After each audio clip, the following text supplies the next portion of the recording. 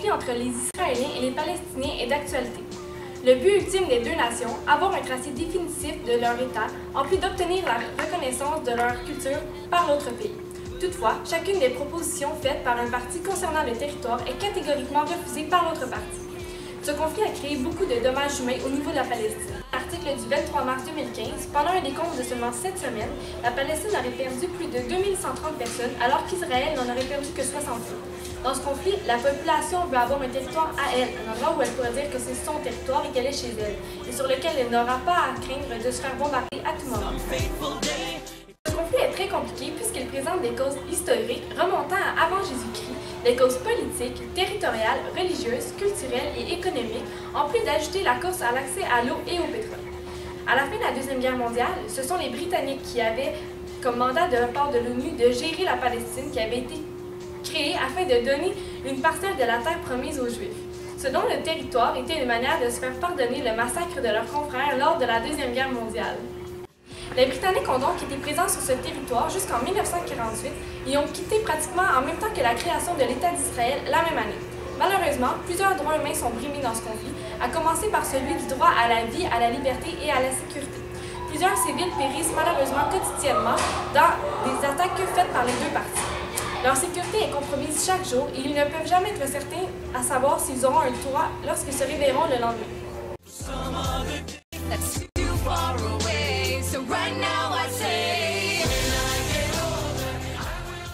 Il y a également le droit à la liberté de pratiquer sa religion et d'avoir ses propres croyances.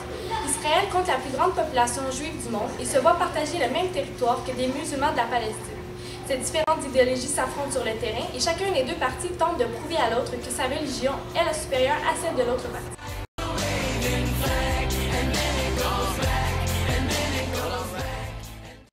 Finalement, le troisième droit qui n'est pas appliqué est celui de la sécurité sociale. Les gouvernements sont extrêmement instables et le taux de chômage en Israël et en Palestine est en hausse depuis les dernières années. En Israël, 10,5% de la population est sans emploi. Du côté de la Palestine, la situation est loin d'être meilleure, étant même pire. En plus d'avoir un taux de chômage très élevé, une grande partie de la population est sous-alimentée. Le conflit israélo-palestinien est également un conflit qui met en jeu le pouvoir des États.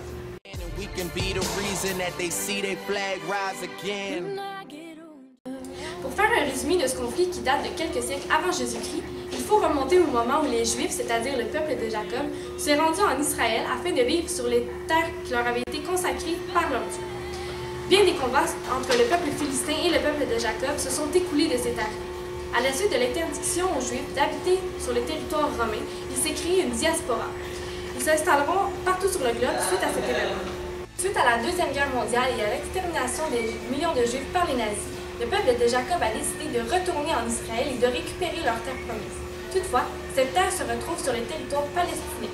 En 1948, l'ONU décide donc de créer l'État d'Israël afin de leur donner une terre aux musulmans, suite aux pressions faites par une organisation qui réclamait un territoire pour les Juifs qui n'en avaient pas eu depuis leur expulsion par les Romains.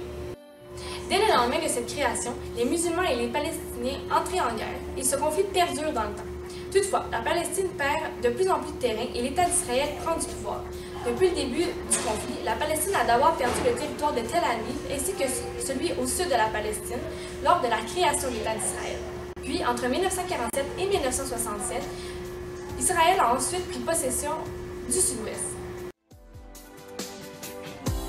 Aujourd'hui, la Palestine n'est qu'une infime partie de la Cisjordanie avec Bethléem, Jérusalem et une petite partie de la bande de Gaza. Aujourd'hui, plusieurs pays interviennent dans ce conflit, dont les États-Unis et le Canada, qui tentent tant bien que mal de maintenir la paix dans cette région du globe. En gros, ce conflit n'est pas sur simple et le jour où il se verra réglé est encore loin. Toutefois, il est temps de se questionner sur leur rôle et l'importance de l'intervention extérieure dans ce conflit.